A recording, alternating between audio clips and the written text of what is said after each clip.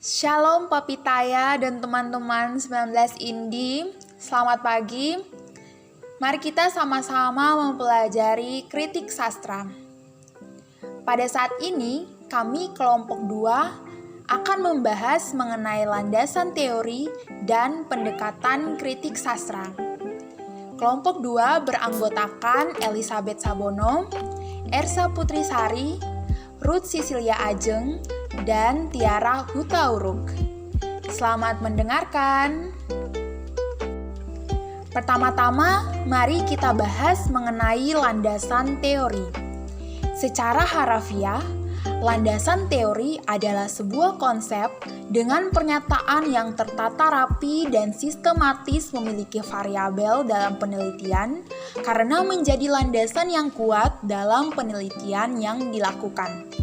Secara singkat, dapat disebutkan bahwa landasan teori merupakan dasar yang kuat untuk melakukan dan mendukung sebuah penelitian. Bila dihubungkan dengan kritik sastra, maka landasan teori merupakan sebuah konsep dengan teori yang tersusun rapi serta memiliki unsur yang dikritik. Kritik sastra memiliki beberapa nama lain. Salah satunya ialah penelitian sastra. Nama lain tersebut menghubungkan antara landasan teori dan kritik sastra. Sebagaimana landasan teori untuk mendukung sebuah penelitian, maka landasan teori juga berfungsi untuk mendukung objek kajian dari kritikus. Dalam lingkup penelitian sastra, landasan teori yang dimaksud mengarah kepada teori sastra. Berikut adalah manfaat landasan teori bagi penelitian kritik sastra. Pertama, teori sastra yang dipakai dapat mempermudah menelaah suatu karya sastra sehingga dapat dipertanggungjawabkan secara ilmiah. Di dalam Vananier 2001. Yang kedua, teori memperlihatkan hubungan antara fakta yang tampaknya terpisah serta menunjukkan keterkaitannya. Di dalam Pradopo dan kawan-kawan 2003. Keterkaitan ini sempat disinggung oleh M.H. Abrams 1953 dalam bukunya yang berjudul The Mirror and the Lamp, Romantic Theory and the Critical Tradition.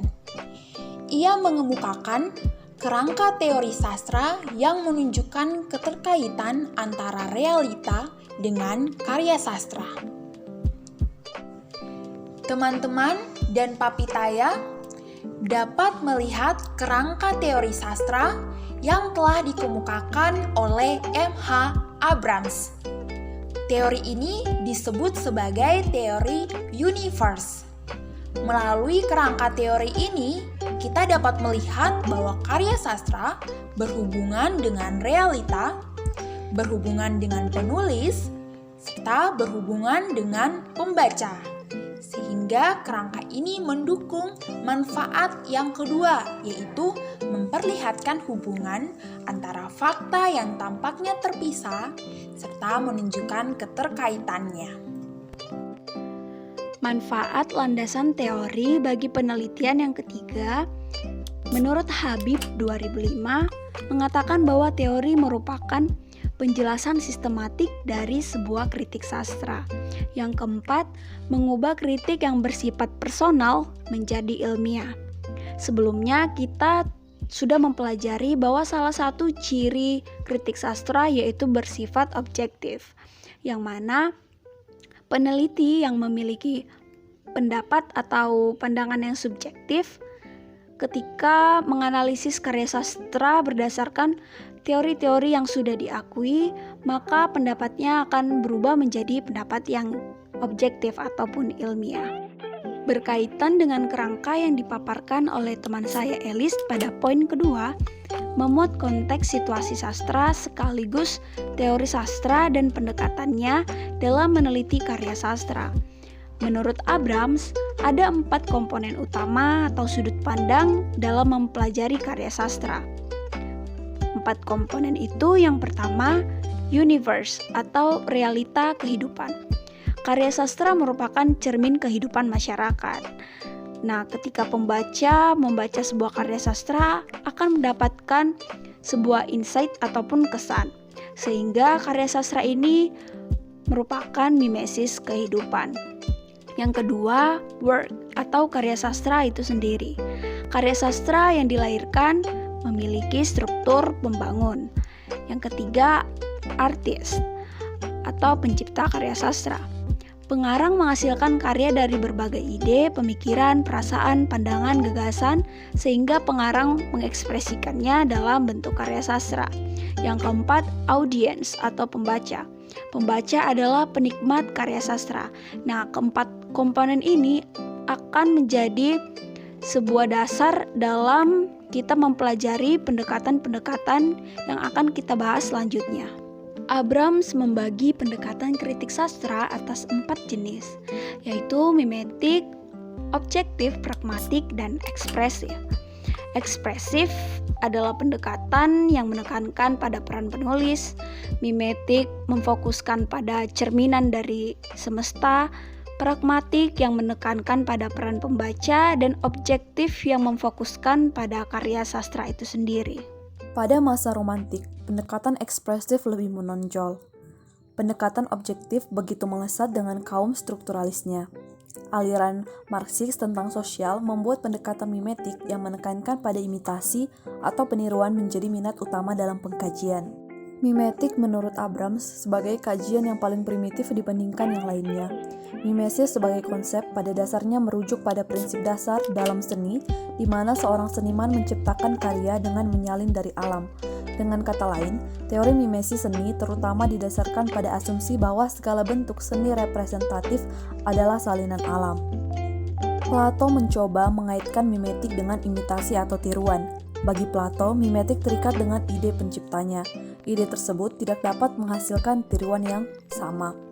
Plato beralasan bahwa apa yang dijadikan karya sastra merupakan daya khayal yang masih jauh dari kebenaran.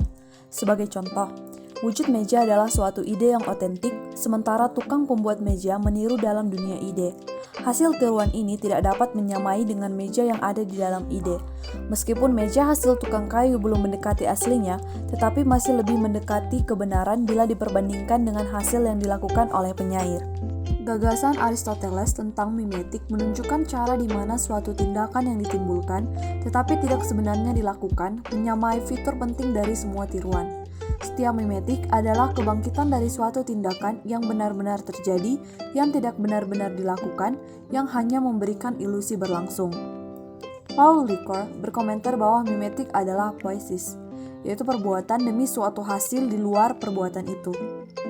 Hans-Georg Gadamer mencetuskan Fusion of Horizons atau peleburan cakrawala untuk mengistilahkan pertemuan dua alam yang berbeda. Peleburan cakrawala terjadi akibat seorang pembaca yang tidak mungkin menangkap seluruh teks dan meninggalkan aspek aktual yang diserap dengan begitu saja. Alam pembaca akan terus mengalami transformasi. Gadamer menyebutkan bahwa alam tidak akan terus sama dan tidak menolak alam yang disajikan oleh teks. Kritik mimetik mengasumsikan bahwa karya sastra adalah sebuah tiruan dari dunia ide maupun manusia. Pendapat ini diilhami oleh aliran Marxis. Marx dan Engels menentukan bahwa dalam menciptakan suatu karya, kesadaran penulis bukan yang menentukan kehidupan, namun kehidupan itulah yang menentukan arah kesadaran. Seorang penulis yang peka terhadap kehidupan sekitar akan memiliki kesadaran dan proses berkarya yang renyah. Kehidupan sosial ini disesuaikan dengan cara pandang masyarakat dalam menciptakan kehidupan. Pendekatan ini cukup mengilhami penulis-penulis sastra Indonesia dalam menuangkan suatu karya. Andrea Hirata dalam karyanya berjudul Laskar Pelangi yang menceritakan kehidupan masyarakat yang ada di Belitung. Andrea Hirata dalam menuliskan ceritanya tidak terlepas dari lingkungan dan latar belakang hidupnya semasa kecil bersama orang tua, saudara, dan teman-temannya. Apapun yang dilakukan tidak terlepas dari tiruan yang ada di dalam dunia nyata, meskipun pada beberapa bagian mengalami unsur gubahan dalam bentuk imajinatif. Proses penuangan karya dengan melakukan tiruan berdasarkan kisah kehidupan juga dilakukan oleh Supat I. Latif dalam karyanya Perahu Waktu. Ada juga novel Iwan Setiawan berjudul Ibook dan Summers 10 Autumns dari Kota Apel ke The Big Apple yang melakukan imitasi dari kehidupannya. Pendekatan mimetik yang menjadi salah satu pendekatan dalam sastra yang paling kuno dan bertahan lama, tetapi ada kelemahan di dalamnya. Pendekatan mimetik menurut Siswanto terlalu menekankan pada hal-hal non-sastra, sehingga bila hendak melakukan kajian dengan pendekatan ini, perlu meramu analisis sastra dengan aspek di luar sastra. Selanjutnya, kita akan membahas mengenai pendekatan pragmatik. Abrams tahun 1981 menyebut bahwa kritikus pragmatik melatih pemahaman yang dilakukan oleh pembaca sastra. Sastra dievaluasi dengan mengacu pada yang baik atau buruk terhadap efek yang dianggap benar atau baik oleh pembaca. Siswanto dan Rukhan tahun 1991 menyatakan bahwa karya sastra baru dianggap sebagai karya sastra dengan segala legalitasnya ketika telah sampai ke tangan pembaca dan telah dibacanya. Namun, bila karya sastra belum dibaca oleh pembaca, maka belum ada keutuhan komunikasi antara penulis dan pembaca. Hal utama dalam kritik pragmatis yaitu berkaitan dengan dampak etis dari setiap teks sastra terhadap pembaca. Kritikus pragmatis percaya bahwa sastra sangat ambivalen dalam kemampuannya untuk mempromosikan kebaikan atau kejahatan. Tugas kritik pragmatis adalah dengan membangun standar moral kualitas sastra, dengan menentukan batasan artistik berdasarkan pedoman moral, etika, menghibur, menginspirasi, dan menginstruksikan pembaca dengan pengetahuan tentang kebenaran. Pendekatan pragmatik yang menitik beratkan pada peran pembaca sebagai penghayat memiliki peran utama dalam menilai baik atau buruk, layak atau tidak layak, serta bernilai atau tidak bernilai. Karya yang dihasilkan oleh penulis sudah sepenuhnya menjadi tanggung jawab pembaca, sedangkan penulisnya sudah tidak memiliki kewenangan. Pembacalah yang menentukan setiap hal yang ditulis oleh sastrawan dalam menyampaikan pesan, nilai, dan unsur di dalamnya.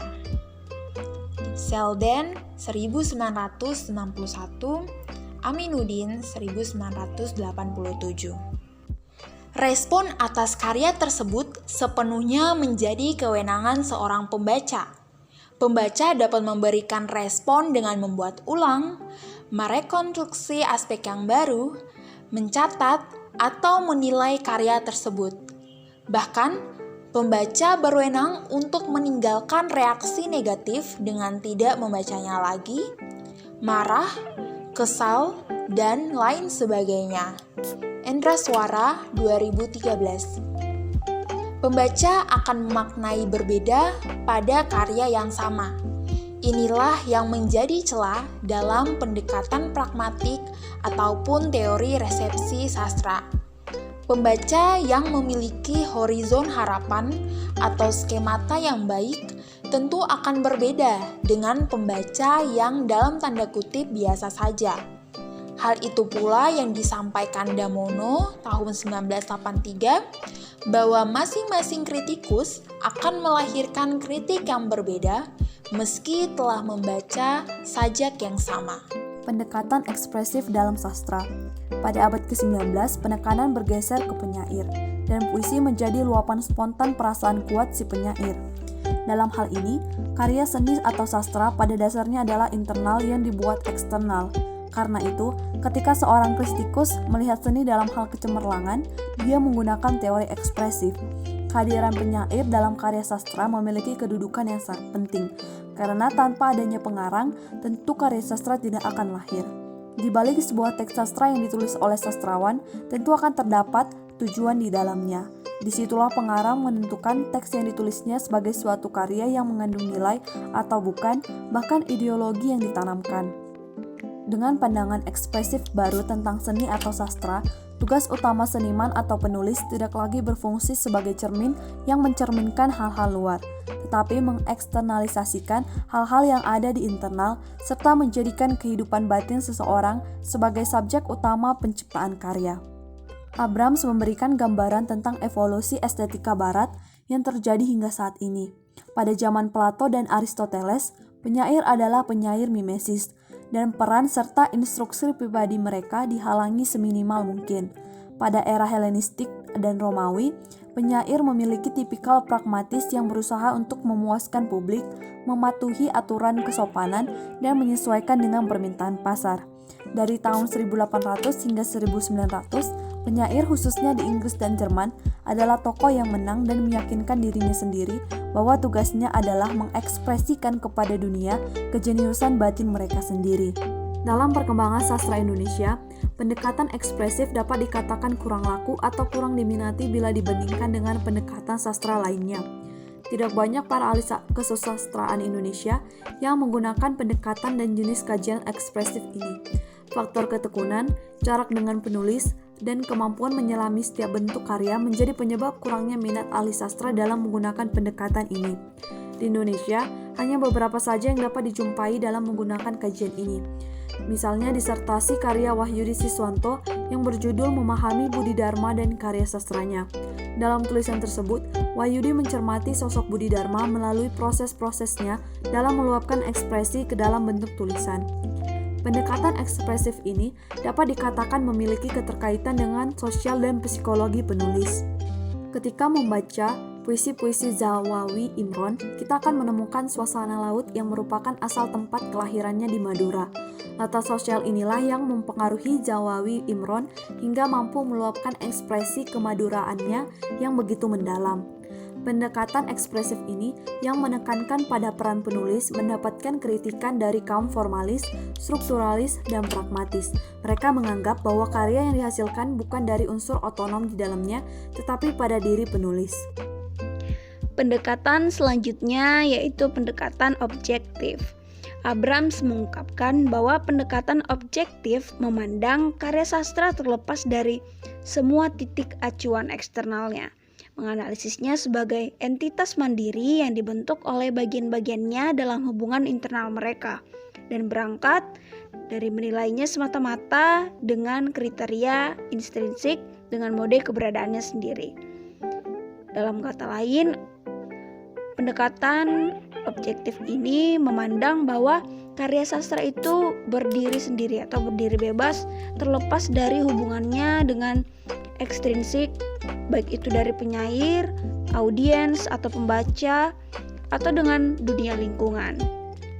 Sehingga pendekatan objektif ini menggambarkan produk sastra itu sebagai objek yang mandiri dan harus direnungkan sebagai tujuannya sendiri dan untuk dianalisis semata-mata oleh intrinsiknya yang berkriteria seperti kompleksitas, koherensi, keseimbangan, integritas, dan keterkaitan unsur-unsur yang menjadi komponen karya itu sendiri. Nah, selanjutnya pendekatan interdisiplin dalam sastra. Pendekatan dalam sastra terus berkembang seiring dengan laju perkembangan ilmu dari disiplin lain. Sastra sebagai sebuah kajian ilmu tidak lagi kaku, tertutup, atau satu aspek saja. Kini sastra lebih dinamis dalam perkembangannya dan memerlukan ilmu dari disiplin ilmu lainnya. Pendekatan yang semakin berkembang dan akhirnya berkombinasi menjadi interdisiplin atau multidisiplin. Effendi di tahun 2020 menyatakan bahwa pendekatan interdisiplin atau multidisiplin adalah pendekatan yang memadukan banyak ilmu atau lebih dari satu ilmu yang sama. Nah, menurut Ratna dalam Effendi menyatakan adanya perbedaan dari setiap pendekatan. Pertama, pendekatan interdisiplin dan cross-disiplin merupakan suatu ilmu yang dapat melebur menjadi satu, seperti kajian antropologi sastra, sosiologi sastra, dan psikologi sastra. Nah, sedangkan pendekatan transdisiplin, lintas disiplin, dan antardisiplin merupakan ilmu pengetahuan yang belum menyatu dan berdiri sendiri. Nah, kali ini kita akan sama-sama mendalami pendekatan interdisiplin dalam ilmu sastra. Bagian yang pertama, sosiologi sastra. Sosiologi sastra adalah pendekatan terhadap sastra yang mempertimbangkan segi kemasyarakatan. Nah, buku sosiologi pertama diterbitkan oleh Sapardi Djoko Damono. Ya, maksud saya adalah buku sosiologi sastra ya. Kemudian selanjutnya ada buku pengantar sosiologi sastra dan strukturalisme genetik sampai postmodernisme karya Farouk. Selanjutnya psikologi sastra. Psikologi sastra mengkaji sastra sebagai bentuk kegiatan kejiwaan yang tidak terlepas dari pengaruh kondisi kejiwaan pengarang. Kajian ini memandang pengarang akan menggunakan aspek citra olah rasa dalam menciptakan karyanya.